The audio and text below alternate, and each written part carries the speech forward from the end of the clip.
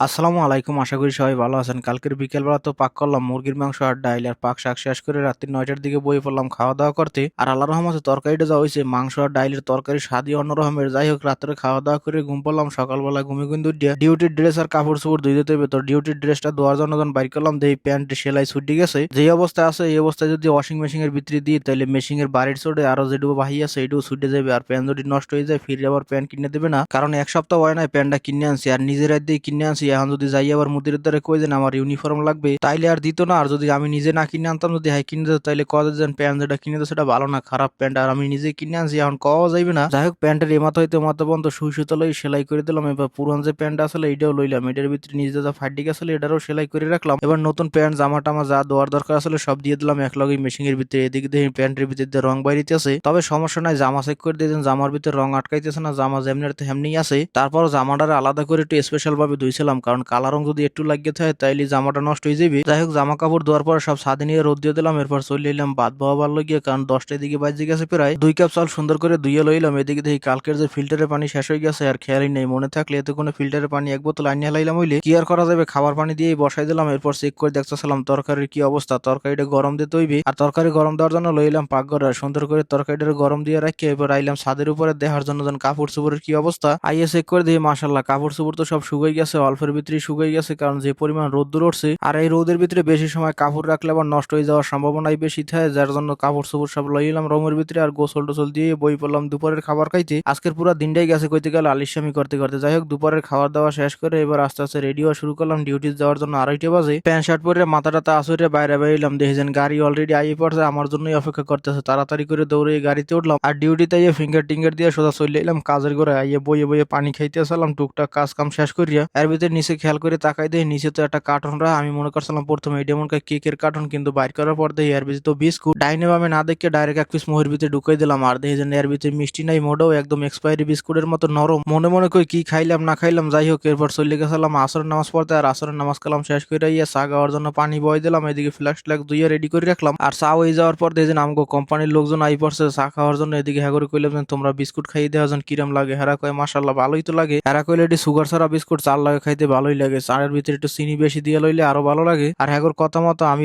মাগরিবের নামাজের পরে চিন্তা করলাম যে 1 কাপ চা লইয়ে দেখে যেন বিস্কুট খাইতে পারিনি। চাল লগে যেমনি লাগে চা ছাড়াও এমনিই লাগে, একরকমেরই প্রায় স্বাদ, খালি একটু লবণ লবণ কমে যায় চাল লগে খাইলে। এবার দেখি নাইম এসে দৌড় দিতে কইলো যেন পাশেই মেলা চলতে আছে, মেয়ে আপনি বই রয়েছেন এই জায়গায়, চলেন মেলাইতে ঘুরে আহি। আমি কইলাম ডিউটি চলে, এর ভিতরে যাইলে তো সমস্যা হবে, মোদির যদি দেখাই কইলে সমস্যা নাই, 10 মিনিটের ভিতরে খালি ঘুরে দিয়ে চললাম। এরপর দুইজনে আটতে আটতে চলে এলাম মেলা দেখার জন্য। আর এর ভিতরে যা যা আছে এগুলো যদি ডিটেলসে কইতে যাই তাহলে আলাদা করে একটা ভিডিওই বানানো লাগবে। তবে বেশিক্ষণ রইলাম না, অল্পের ভিতরে চলে এলাম ডিউটিতে।